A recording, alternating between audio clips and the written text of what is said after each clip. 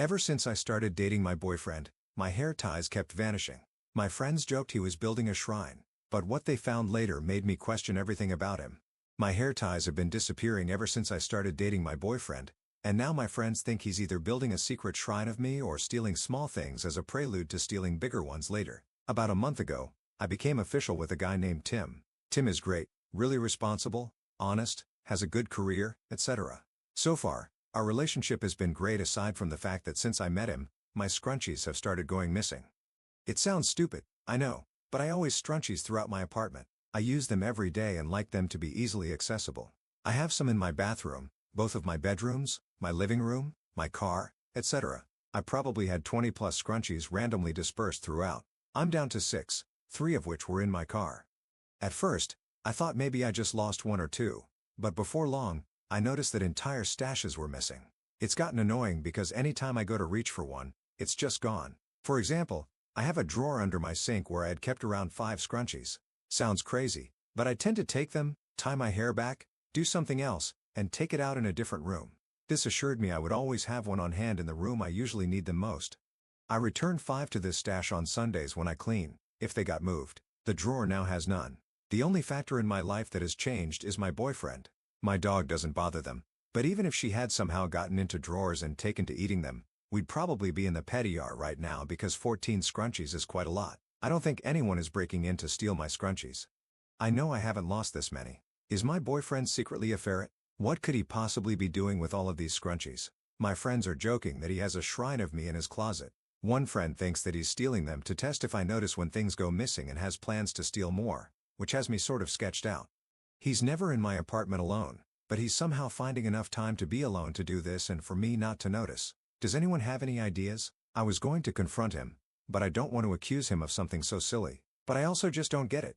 Help edit. Some of y'all just aren't any fun. Obviously, no one but him knows. I just wanted to preemptively prepare myself for reasons as to why he could be doing this. Also, it's just kind of funny, so I wanted to share. I thought the way this was written would kind of show that, but some people are taking it way too seriously. He's planning on coming over tonight, so it's definitely on the agenda to inconspicuously ask him where they've gone. At this point, if he says he doesn't know, I'm just going to set up a camera because, he's lying and needs to be called out. Or, B, someone unwelcomed is in my apartment stealing my stuff. Someone asked if it could be my dog, but I've pulled my couch out since this started happening. And honestly, my dog doesn't really steal things, so I'm 99.9% positive it's not her. She's an old gal and just sleeps mostly. Unless there's some other creature sneaking in and stealing, it's definitely a person's doing. A lot of people have said he might be tidying them up, but this is honestly impossible because they're nowhere to be found. I have a fairly large apartment, but unless he's storing them in a vent or something, they're just straight up missing. Either way, I should have some update tonight. Update 1 day later. Y'all, he just left, and I have to write this now while it's fresh in my mind. So as many of you came at me for not doing immediately, I had a talk with him tonight. I had planned on it, but when I discovered the last batch of missing scrunchies this morning, I snapped and just wanted to get some idea of what he could be doing with them. I didn't want to approach it via text or while either of us was working, so I figured I'd just wait until this evening to approach him. A lot of people told me that I should be able to talk to him, but it's still so new. I just didn't want to approach it at first. Most of you were wrong, but a few of you beautiful, twisted people got it right. Without further ado, allow me to provide my best recollection of the conversation. Me, I keep losing my scrunchies, and it's driving me nuts. Have you seen any of them around? Him, not really. Don't you have one on your nightstand? Me, yeah, but I used to have a lot more, and now they're missing. It's so weird. At this point, his demeanor kind of changed. To be fair, I was staring him down, and he knew I knew. He just shrugged at me. The demeanor switch gave me enough of a spidey sense that I just flat out asked him why he was taking them. He initially tried to say that he didn't, then he tried to say he was accidentally taking them and said he would put them on his wrist and forget to take them off. I pressed him saying I never saw them on his wrist, and I always kiss him goodbye so I would notice. He looked like he was about to start crying and kept saying he didn't know, which didn't make sense because he clearly did. I got frustrated and raised my voice and demanded to know, at which point he admitted he was masturbating with them. I just kinda stared at him, and for a second, I was glad that I made the post because the initial shock wasn't as bad since it was brought to my attention that this is common.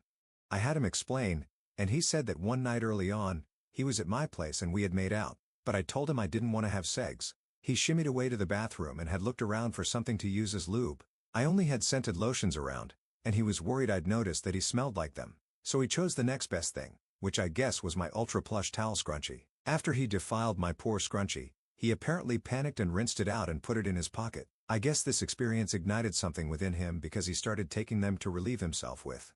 When I asked why he didn't just keep up with the same one and wash it or buy his own pack, he said that it felt better because it was mine. Cute, I guess. He told me he would never take another one and apologized profusely for being weird. He even offered to buy me new ones. While he wasn't as manipulative or scary as some people thought, I still don't love that trust has been broken so early on and that he stole from me, regardless of the reason. I asked for space, and he left. So, yeah, I don't really know what I plan to do from here, but now we all know. Apparently, scrunchies of your loved one feel really good if anyone wants to give it a shot with permission, of course. Top/relevant comments. Commenter: Girl, please tell me you're going to break up with a scrunchy screwer. Ops response: You already know that this is how he will forever be remembered in the group chat.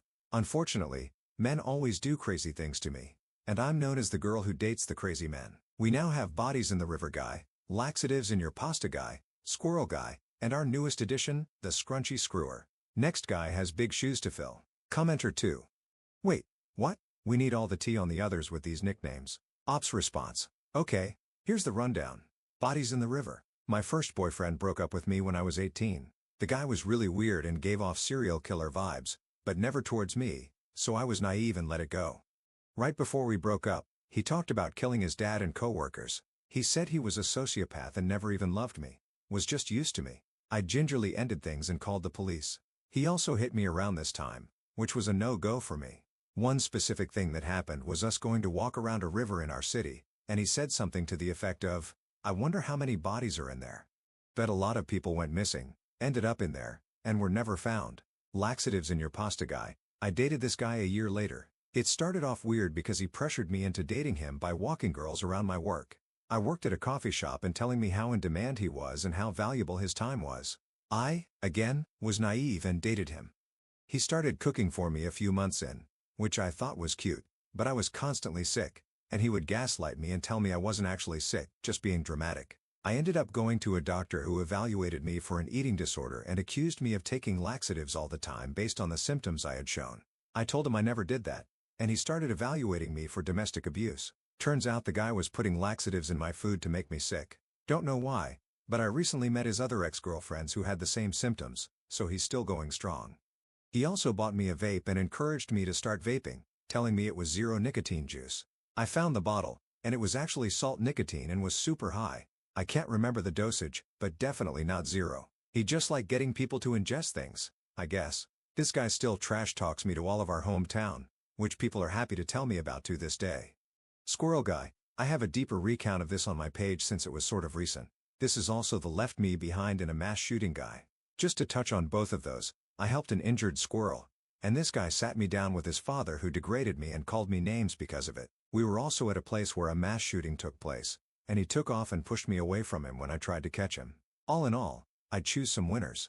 I could probably make some great viral TikToks with all of the stories I've gathered, but these are some of the best. Commenter 3. Well, scrunchy screwer seems like a real catch in comparison. Ops response: It progressively gets better. You just gotta keep going or not, and maybe get a cat. At least they'll use the scrunchies for good.